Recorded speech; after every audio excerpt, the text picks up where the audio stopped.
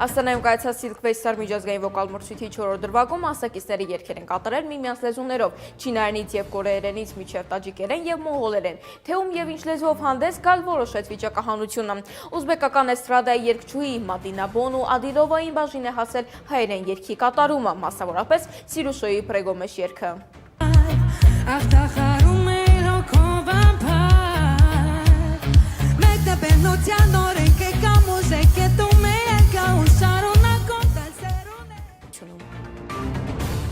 Համացանցում այս տարածում է գտել տեսանյութ, որում ճապոնացի պատանիները երխուշտա են պարում։ Ինչպես հայտնի է, սա հայկական ժողովրդական մարտական պար է, որի արմատները գալիս են Արևմտյան Հայաստանի Սասուն շրջանից։ Երխուշտա պարել են հայ զինվորները մարտից առաջ։ Համացանցի օգտատերերն էլ իրենց հիացմունքով են կիսվել ճապոնացի պատանիների կատարման կապակցությամբ։